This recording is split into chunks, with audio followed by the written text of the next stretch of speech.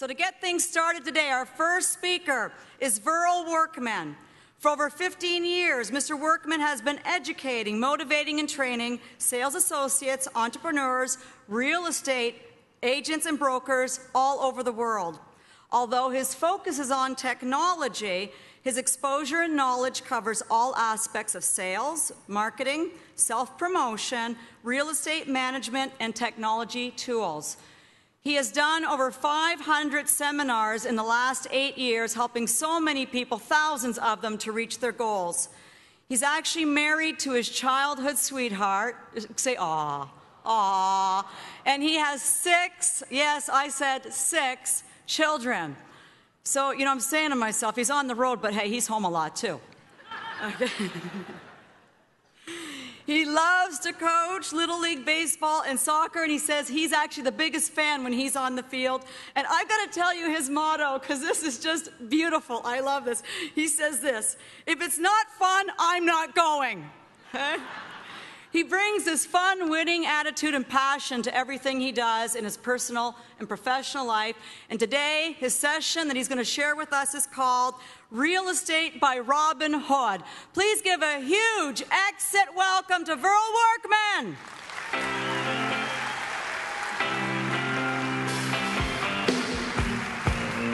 Rocking and rolling. Thank you. Well done. Here we go. Good morning, everybody. All right, so what does Robin Hood have to do with real estate? Let's talk about that for a second. I'm excited to be here, by the way. I'm fired up, as a matter of fact. If you're not awake, you will be in about 2 seconds, because I'm just getting ready to turn it up. Now, I do have a handout for everybody. It's just outside the room, so if you try and write everything down, don't worry about it. I also have all your cards in the drawing, and I'll email you my notes from the presentation. So I want you to just stay focused and stay with me as we try and take you through some of the coolest technology that's for real estate today. Now, well, I'll tell you more about that later. Let's talk about Robin Hood for a second. You remember the story of Robin Hood? And Robin, I don't know what your favorite Robin Hood is, whether it's Kevin Costner or the Men in Tights, or mine's the ones mine's the cartoon one, the Disney one, Little John and Robin Hood running through the forest. I have that song memorized. But if you remember the story of Robin Hood, you know, the sheriff of Nottingham's trying to capture Robin Hood. And Robin Hood decides he's going to show up at this contest, this archery contest, to win this big prize. So Robin Hood shows up, and he shows up in disguise. And the sheriff's best archer's there, and he shoots the bow and puts that arrow right in the bullseye. And what does Robin Hood do when he goes up next? Yeah, he splits that arrow, and just, you know, everybody's blown away. He splits the arrow, wins the competition. They know that that's Robin Hood, and they go after him. Well, what if Robin Hood would have shown up at the competition and he didn't have any arrows? How well would he have done? My whole presentation today is all about arrows. It's about how to fill your quiver with arrows so that when you show up to compete in any environment in real estate, you just can shoot more arrows until you absolutely blow away their competition. I think Exit has its own quiver of arrows. And you have a unique, well, I'm going to call it an unfair competitive advantage. And so I'm going to share with you some of those tools as well as the technology tools that we're using out there in the world. I say just shoot more arrows. You know, when we try and set our goals in the morning, and we get up and we do our business planning, and we try and figure out how we're going to hit our income goals for the year, we find more than one way to do it. There's more than one right way to do things. And I just say shoot lots of arrows until you figure out which ones are going to hit the target and go with those. All right, so let's go with my 10 secrets to staying fired up in a real estate market. Now, this goes for everybody. How many of you have a home office? Anybody work out of a home office? All right, so I'm a home office guy. Now, with 6 kids at home, you know my home office is out of control. So the first thing we have to do, if you're working out of a home office or whether you're in a regular office, if you want to stay productive and you want to stay successful, no matter what's going on in the economy, no matter where you are in the world, the number one key is every day, you just got to get up. How many of you have got your one thing you're going to take from the conference today? Hey, I'm going to get up every day. Now, number 2, this is where it gets a little bit hard. You got to go to work. You got to get up and go to work. Now, I have to put on my game face. I found that if I'm in my home office or even if I'm at the regular office, if I get up and I get showered and I get dressed for success, it changes my attitude. And I put off a different air so people know that I'm all about business. How many, you remember the movie with Sylvester Stallone, Over the Top?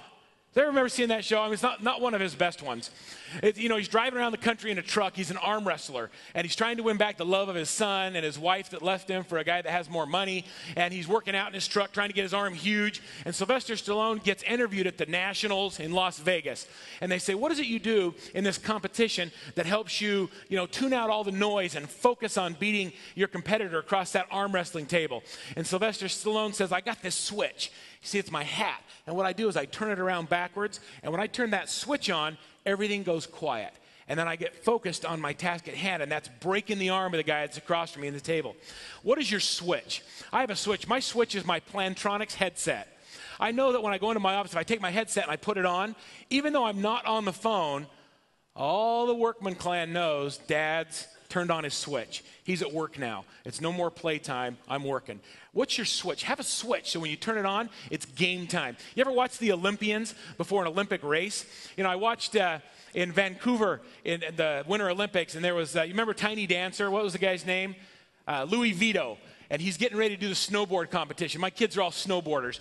And I'm watching him turn his switch on. They see him shooting the bull with everybody before he goes down and starts, doing flips in the half pipe. And all of a sudden, you'll see him, he moves away from everybody else, puts his iPod on, and turns on the music. And starts doing this. And he's zoning out everything else until he's ready to go. And then he hits that half pipe and does crazy things. Everybody's got a switch, so turn your switch on. The next one is this one. How many of you wish you were making more money? I mean, honestly. You honestly wish you were making more money. All right, leave your hands up if you're prospecting 2 to 3 hours every day. Well, how's that working? Here's what I found. Wish marketing doesn't work. You can't just get up and go to the office. You have to be doing things that move you closer to your income goals, and that's prospecting. Prospect 2 to 3 hours every day. If you started doing that every single day, how many of you believe your income would change over the next 6 months? I mean, really change. And there's more than one way to prospect, so we got to do that. So you don't just go and tell your broker, I wish I was making more money. Sit down and figure out a plan and then actually engage in prospecting. The next thing is you got to work your most profitable resource, and that's your database. Work your network. People do business with people they like and people they trust, so we have to work our database.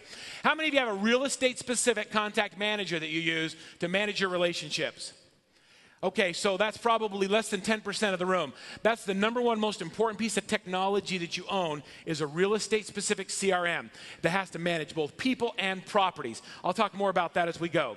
Next thing we have to do is we got to figure out how to generate buyers from every possible source. The buyers are out there. People are doing transactions. I tell my coaching clients that their job is to find the money and put themselves in the middle of it. Do the research in your market, find out where the transactions are happening, and become an expert in that area. As you become an expert in that area, the transactions will follow. Whether it's selling, working with first-time home buyers or investors or high-rise, apartment complexes, wherever the transactions are happening, become an expert, focus in that area, and then the business will follow. The next is save money where you can, but don't disappear. I think it's been interesting as I've watched the marketing of real estate agents and professionals, especially down in the United States. What they're doing is they're trying to conserve their resources so they're not doing any advertising or marketing anymore. You have such a great brand and such a recognizable presence out there. Put your money into advertising and marketing and borrow the brand equity of Exit Realty to put yourself out there where everybody else is disappearing. It's not time to disappear. It's time to borrow each other's brand equity and make an impact in the market. Because now the dollar that you spend in advertising and marketing goes a lot further because there's not so much noise out there with all these agents who aren't really serious about being in this business. The next one is this.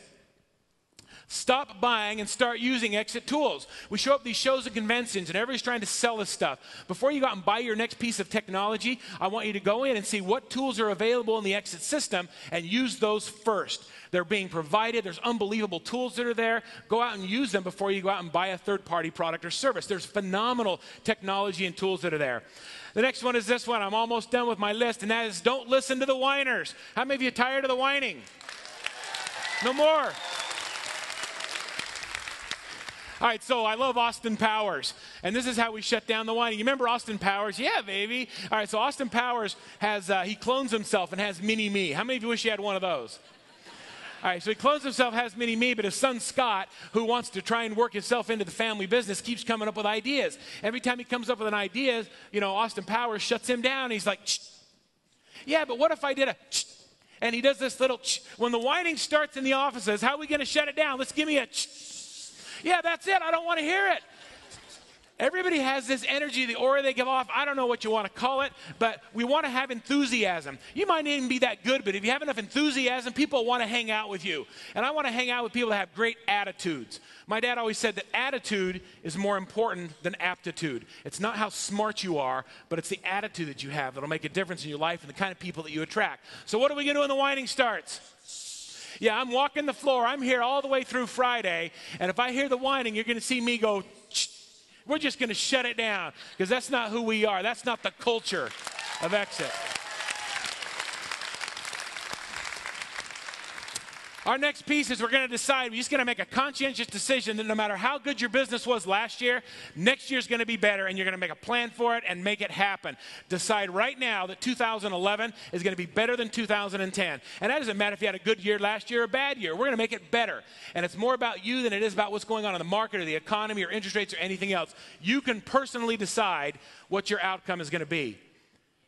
You can whine and say somebody else's fault, or you can change your behavior and go after the business. There's enough business in every single market that everyone in this room can be successful in real estate, and I believe that to my core. And the last thing, if you don't know what to do, find someone that can help you. Get a coach or a mentor or someone that can take you along that process. Find someone that can look at your game from a different perspective and help you make those necessary adjustments, that's not afraid to hold you accountable. And that's how we find and get success. All right, do I have any salespeople in the room? Where's my salespeople? All right, good. For those of you that aren't clapping and cheering, what do you do? No, seriously, I mean, if you're not in sales, what do you do? Anybody think that they're in service? Or, you know, they're a project manager? It's interesting, and I love the response that everybody says they're in sales. Everyone is in sales. We are all in sales. When people ask you what you have that's unique or what's different about you, when someone asks me that question, here's my answer. There's two things. Number one is I'm armed to the teeth with technology. I know how to find the internet consumer and convert them. And the second thing is I'm a freaking sales animal. Anybody that inquires on your property, I will follow up with them until they buy or tell me to die. Who are you going to list your house with? You want an agent that's going to give you really good service, or do you want a freaking sales animal? It's not okay anymore just to show up, all right? Let's talk about being sales. You know, we can't talk about discounting commissions or whatever, but I can tell you this. I'm a full-service, full-price agent. And when someone says another agent will do it for less, I have great dialogue to overcome that objection, resolve that concern, and close. I love sales. You ask me what I do, I'm in sales, and I love being in sales. I love selling real estate.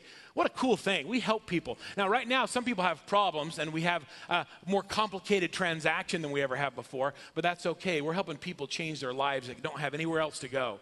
What we do is we have some people say that sales isn't a very noble profession. I can't think of anything that happens if a sale doesn't take place. You know, the whole economy changes as a result of us being able to do our job well. Selling is awesome. Now, so the first two arrows are armed to the teeth with technology, and the second one is freaking sales animal. Freaking sales animal. You know, I love sales. Matter of fact, I love this guy right here, Ron Popeil. Have you ever seen Ron Popeil on late night TV? All right, so I love Ron. So I was actually in San Antonio, Texas. I was doing a conference down on the Riverwalk. By the way, I love Texas. And I'm down on the Riverwalk, and their agents are all downstairs partying at the bar, and I can't sleep, and it's like 2 o'clock in the morning, and I'm flipping channels, and Ron comes on, and Ron understands that pain is a greater motivator than the anticipation of pleasure. And so he takes a big red, ripe, juicy tomato out of the thing and puts it on his countertop on the cutting board. And with a knife like we all have in our kitchen, tries to cut that knife, and he smashes it and makes a mess on the cutting board. I'm like, I hate that, Ron. And Ron says, but watch this. And he takes another red, ripe, juicy tomato out, and then he takes the Ginsu Miracle Blade knife that has a titanium steel and 2 rivets that go all the way through the handle with a lifetime guarantee. You all know what I'm talking about, right? And then he takes that tomato out, and he slices it so thin you can use it for a year. And you're like, oh, I'm looking for the phone. And then Ron says, how much do you think a knife like this might cost to have in your kitchen? I said, I don't know, how much? And Ron says, it's not $129. It's not even $119. You can't even get it for $109 or even $99.99. I won't sell it to you for $89.99 or $79.99. No, the only way you can get the Miracle Blade Ginsu Knife is only 3 easy payments of $13.33. I'm thinking that's a pretty good deal. Now I've actually got up off the edge of the bed, and I'm looking for my wallet and the phone in the room. And Ron stops me with those famous words. He says, but wait. Other insomniacs in the group, huh? He says, but wait, there's more. He says, you're going to be white knuckles on the knife, and your spouse is going to say, let me borrow the knife. So to keep your marriage alive, I'm going to throw a second one in free.